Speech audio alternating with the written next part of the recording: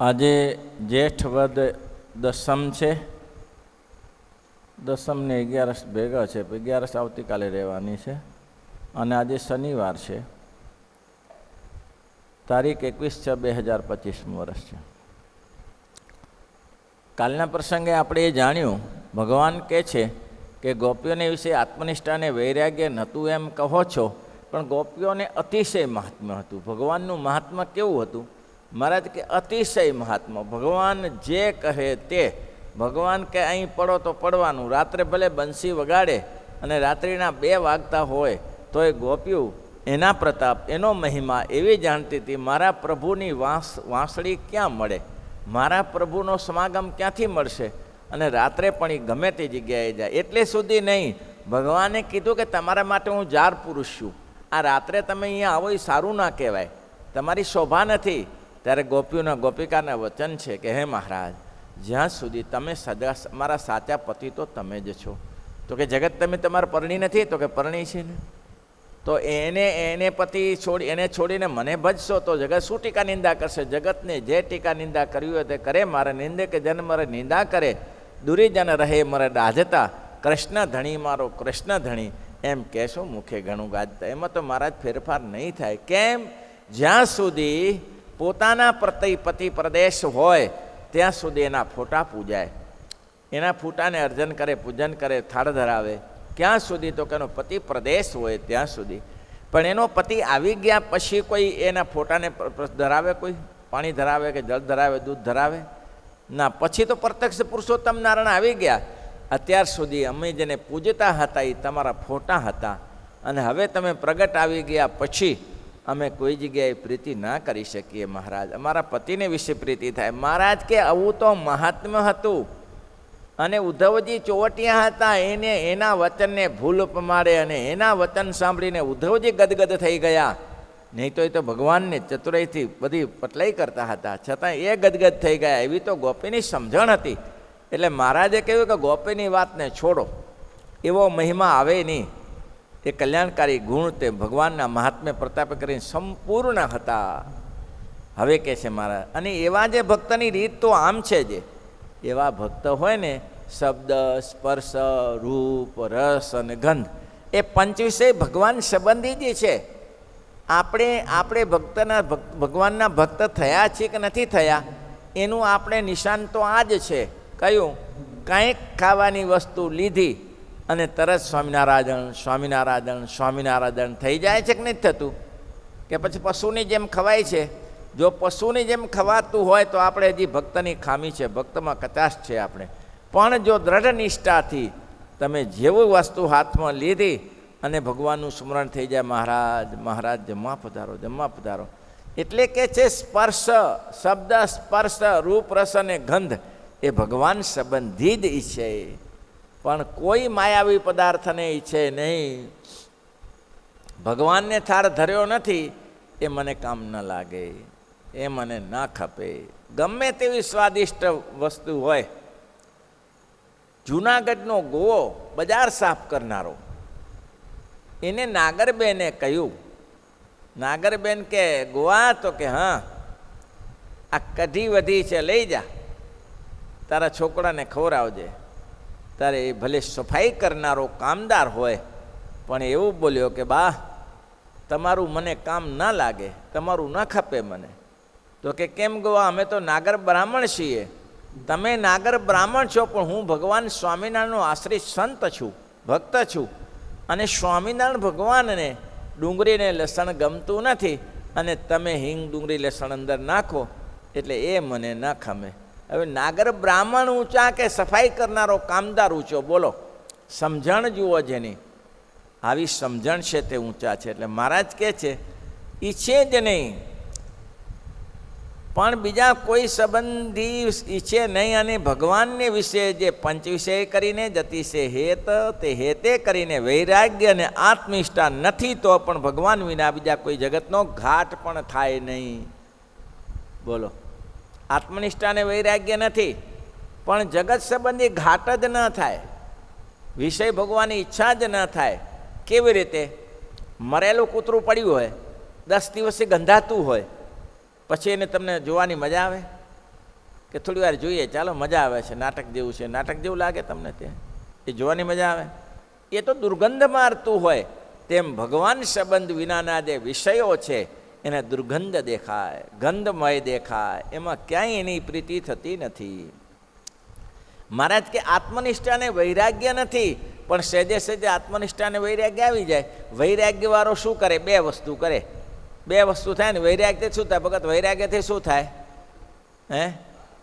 બહારના વિષયો કપાય, બહારના શત્રુઓ દૂર થાય વૈરાગ્યથી. અને આત્મનિષ્ઠાથી અંદરના શત્રુઓ, કામ ક્રોધાદી વિકાર, પોતાને દુઃખ આવે, માન થાય, અપમાન થાય, એ બધું અંદરવાળું કાપે. આત્મનિષ્ઠા કાઢે. મને શું? હું તો છઉં છું. હું તો છઉં છું. સ્વામી રામતીર્થ બજારમાં ફરતા હતા અને ત્યાં લોકોએ ગાળો આપી સ્વામી રામતીર્થને.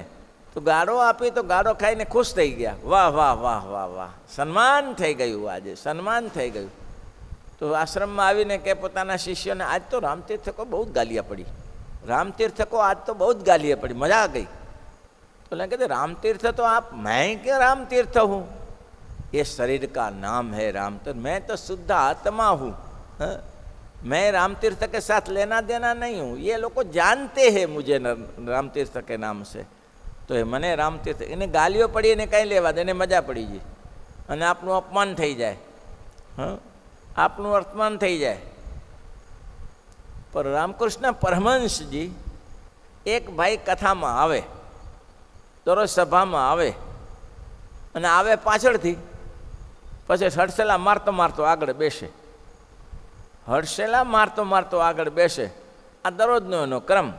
આવે અડધી કલાક પાછો, સભામાં 200-500 માણસ બેઠા હોય, હવે બેસવું હોય આગળ, અને દરેકને હડસલા મારતા મારતો આવે. પછી એક દિવસ રામકૃષ્ણ સ્વામીનું મગજ ગયું કે આ વહેલો આવો અથવા તો આ પાછળ બેસી જા. લેકિન સાલે ये क्या कर रहे हैं? ये ठीक होता है क्या? હાલી ગયો, કથા તો પતીજી. પછી હાલે ગયો, આવ્યો જ નહીં મહિના દિવસ સુધી. પછી એક દિવસ દેખાણો એટલે, અરે રામકૃષ્ણ સ્વામી તો બધા તો ભગવાનના ભક્ત. અલે ભૈયા कितने दिन हो गया, कहाँ गए थे? अब आज तक क्यों नहीं आए? आज तक क्यों नहीं आए? कहाँ गए? कोई बाहर गए थे? नहीं नहीं, बाहर कहाँ गए थे? तो आप तमें मारू अपमान કર્યું ने आज मैंने पूछो છો? मैंने अपमान? मैं तो किसी का अपमान करता ही नहीं. मैं क्यों भगवान का भक्त का अपमान करता हूँ? नहीं, તે દિવસે તમે મને જાહેર સભામાં ગાળ દઈને અપમાનિત કર્યો. अच्छा अच्छा, वो ठीक है ठीक है, तुमको नहीं किया, तुमका अहंकार को किया था. तुमको तो, तुम तो शुद्ध हो, चैतन्य हो, तुम्हारा अहंकार था ना, इसके लिए मैं किया था भाई, तेरे लिए नहीं किया. बोलो. એમાં સાલે કીધું મહિનો ગયો. આપણી એવી હાલત છે, ઉઠાડી મૂકે તો અહીંયાથી, ઉઠાડી મૂકે તો અહીંયાથી. સોડી ઉપર શયના કરાવે તોય સાધુને સંગે રહીએ રે. સોડી ઉપર શયના કરાવે તોય સાધુને સંગે રહી. दुर्जन लोक दुर्भाषण बोले, दुर्जन लोक दुर्भाषण बोले, ते सुख दुख सर्वे सही रे. तेना सुख दुख तेनो संग सिद्ध. માન અપમાન દેહનું થાય છે, પણ આ જીવની અવડાઈ એવી. ગોપીઓને કંઈ હતું જ નહીં, એટલે માટે કે આત્મનિષ્ઠાને વૈરાગ્ય નથી, તો પણ એની સાથે છે. પણ મહારાજે પછી સરસ છેલ્લે વાત કરી. મહારાજ કે વરસાદ ન પડ્યો હોય ને ત્યાં સુધી આ પૃથ્વી ઉપર તણખલા દેખાય નહીં. દેખાય ઘાસના તણખલા દેખાય, બિયારણ પૃથ્વીમાં પડ્યા છે, પણ ઘાસના તણખલા દેખાય નહીં. પણ જેવો વરસાદ પડે એટલે બધા તણખલા ઉગી જાય, ઉગી જાય ને બધા નીલું છમ ચાદર થઈ જાય ને, આખી પથારી થઈ જાય ને, નાલી છમ. મહારાજ કે એક વસ્તુનું ધ્યાન રાખજો, ગોપીઓના જેવી ભક્તિની વાત તમે નહીં પહોંચી વળો, એટલે એમાં ઉતરતા નહીં ભલા થઈને. કેમ? જો આત્મનિષ્ઠા અને વૈરાગ્ય નહીં હોય, આ તો જોશે જોશે ને જોશે, તો કે ગોપીઓમાં ભલે રહ્યું, એની પૂર્તિ રાખો વાત. આત્મનિષ્ઠા અને વૈરાગ્ય નહીં હોય તો જેમ સમય આવશે, સુખ દુઃખ આવશે, જ્યારે સારા સારા વિષયો મળશે ત્યારે જમીનમાં એકે તણખલા દેખાતા નહોતા, પણ જેવો વરસાદનો યોગ થયો એટલે આખી નીલી ચાદર થઈ ગઈ. પછી એના હૃદયમાંથી કામ, ક્રોધ, માન, અપમાન બધા વિકારો જાગૃત થશે. કેમ? તો કે આત્મનિષ્ઠા નથી. તો આટલી બધી તમે આત્મનિષ્ઠાને વૈરાગ્ય વગરની વાત કરી. એ વાત કરી એ મેં એટલા માટે કરી કે ગોપીઓ જેવું આપણે થવાય નહીં, એટલે આપણે એ વાતમાં પડવું નહીં. ગોપીઓની વાતમાં આપણે પડવાની જરૂર નથી, પણ આપણે તો આત્મનિષ્ઠાને વૈરાગ્ય જોશે જોશે ને જોશે. આપણો વૈરાગ્ય કેવો? કાલે લાઇટ ગઈ તો બધા સ્ટાફ બહાર આવીને ઊભો થઈ ગયો. બોલો, ગરમી આવી, ગરમી લાગે, લાઇટ બંધ. આપણી આત્મનિષ્ઠા ભાઈ, આત્મનિષ્ઠા નીતિનભાઈ, આખો સ્ટાફ. મેં કીધું અહીં કેમ ભેગા થયા? શું થયું? લાઇટ બંધ છે. બોલો, આવી આત્મનિષ્ઠા છે. એટલે મહારાજ કહે બુદ્ધિ ભ્રષ્ટ થઈ જાય પરમેશ્વર તો હૈયામાંથી સ્મૃતિ તેને ભાસશે જ નહીં. અખંડ વિષયનું ધ્યાન થશે. પછી તે વૈરાગ્ય અને આત્મનિષ્ઠા વિનાનો પ્રેમી તેને પ્રેમ ભાસશે નહીં. મારે ભગવાનમાં લેસ માત્ર પ્રીતિ નથી, એને પછી પ્રીતિ રહે છે નહીં. ભગવાન એને લેસ માત્ર પ્રીતિ નહીં રહે. માટે શું કરવું? તો કે આત્મનિષ્ઠા અને વૈરાગ્ય વિનાનો જે પ્રેમી ભક્ત જણાતો હશે તે ન્યૂન છે, કંઈ એની ગણતરી ન કરાય, ઠેકાણું નથી. મેં તો ગમે તેવી ગાડી હોય ને ઓડી આવે છે ને, ત્યારે એવી ગાડી, મોટી ગાડી લાવ્યા હો તો બ્રેકની તો જરૂર પડે ને. એ ઊભી રાખવા જવા માટે એમ કે ના ના, એ પોતાની મેળે ચાલે, પોતાની મેળે ચાલે, એમાં ભલી વાર ના આવે. ભાઈ, એક ભાઈ કે છે ગાડી લાવ્યો, કેવી? તેલ વગર ચાલે. તેલ વગર ગાડી ચાલે? તો કે હા. એ કેવી રીતે? તો કે એવી રીતે, ગાડીમાં બેસવાનું, પછી કહેવાનું હે ભગવાન, એટલે ગાડી રવાની થઈ જશે. હે ભગવાન એટલે ગાડી રવાની થઈ જશે. પછી શું કરવાનું? ગાડી રવાની થઈ જાય ત્યારે પછી ગાડીને ભગવાનને પ્રાર્થના કરવાની, હે મહારાજ હવે બંધ રાખો. પહેલાં કે એવું તો મને બેસવા દો. બેઠો ગાડી ઉપર, હે ભગવાન, તે સડસડાટ ઉપડી ગાડી. હવે ગાડી તો ઉપડી, આગળ મોટી ખાઈ. હવે ખાઈ આવે તો અચીતો ડરી ગયો. હવે ત્યાં શું હતું? ભગવાનને હે પ્રભુ કરીને પ્રાર્થના કરવાની હતી ને, ત્યાંય પાછું હે ભગવાન પડ્યા ખાડામાં અંદર. હે ભગવાન, કારણ કે હે ભગવાનને કીધું હતું ને, હે ભગવાન. અને માણસ માત્ર જ્યારે આપતકાળ આવે ત્યારે હે ભગવાન થઈ જાય ને ત્યારે ખાડામાં પડે. એટલે કે બ્રેક વગરની ગાડી આવી હોય છે. ગમે એટલી ઊંચી ગાડી હોય, પણ આ ગાડીનો આ નિશાન છે. આત્મનિષ્ઠા અને વૈરાગ્ય છે તે ભગવાનમાં પ્રીતિ પણ સાધારણ જેવી જણાતી હશે. ભલે આત્મનિષ્ઠા અને વૈરાગ્ય છે, એમાં પ્રીતિ સાધારણ જેવી જણાય, પહેલાંના જેવી ના દેખાય. પેલોને ઝડક્યા કરે. મેં કીધું હતું ને, ઉશૃંખલ જેવું આમ ધડાધડી થયા કરે. એમ થાય વાહ વાહ વાહ વાહ, શું ભક્તિ, શું પ્રેમ. પણ જશે હાથમાં નહીં આવે. ઘણા એવા જોયા હો, હાથમાં ના આવે. માનનો ભંગ થાય ને કે હાથમાં ના આવે. મારા વડોદરાના એક બે હરિભક્તો સ્વામીના આશ્રિત હતા.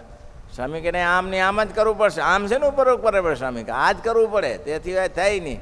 હજી સુધી હાથમાં નથી ગયા. અનન્ય નિષ્ઠાવાળા હો. સ્વામી કે પાણી પીને ઊભો થતા બેસી જાય, એવા ભક્ત હતા. પણ ટક્યું નહીં. કેમ? આત્મનિષ્ઠા અને વૈરાગ્ય નથી, અને મહાત્માય નહીં. ખાલી આ તો માન મોટપ માટે ઊભા થઈ ગયેલા. બાકી આ સત્સંગ માન મોટપ માટે નથી, એટલું ધ્યાન રાખજો. આ સત્સંગ આત્મકલ્યાણ માટે છે. પછી મહારાજ કે એવા ભક્તને એમ થશે કે મને ભગવાનમાં લેસ માત્ર પ્રીતિ નથી. કોણ? આત્મનિષ્ઠાને વૈરાગ્ય નથી. અને આત્મનિષ્ઠાને વૈરાગ્ય છે ને સાદા સીધું જણાતું હશે, પણ છતાં એને ખબર હશે મનમાં. શું ખબર હશે? કે મારા વિશે અંતરની વિશે પરમાત્મા બિરાજમાન છે. એ પરમાત્માની સાથે મારે કામ કરવાનું. એ ભગવાન દયાળુ, મારે આખરે જરૂર ભગવાનની છે. તે ઉપરથી તો ભગવાનની મૂર્તિના દર્શન પ્રસાદિકને વિશે આતુરતા જેવું નહીં જણાતું હોય ને શાંતપણું જણાતું હશે, પણ તેની પ્રીતિના મૂળ ઊંડા છે. તે કોઈ કુસંગે કરીને પણ એ પ્રીતિ ઓછી થાય નહીં. જે વૃક્ષના મૂળિયા ઊંડા હોય ને એ કોઈ દિવસ પડે નહીં. પણ જે ઉશૃંખલ વાવ્યું હોય, એટલે અત્યારે બધા જંગલી વિભાગો રાખે છે કે 1.5 ફૂટથી 1.5 ફૂટ ખાડો ઊંડો કરો અને પછી વૃક્ષને નાખો. નહીં તો શું થશે કે મૂળિયા ઉપર આવી જશે, ઝાડ ઉખડી જશે. તેમ આ એક મૂળિયા નાખવા જેવું છે. કહ્યું આત્મનિષ્ઠા અને વૈરાગ્ય છે, આ મૂળિયા નાખવા જેવું. મૂળિયા નાખો પછી આગળ વધો, નહીં તો ઝાડ ઉખડીને પડશે. પણ કોઈ કુસંગને જોગે કરીને પણ એની પ્રીતિ પછી ઓછી થાય નહીં. માટે ભક્ત શ્રેષ્ઠ છે ને એકાંતિક છે. શ્રીપતિમ શ્રી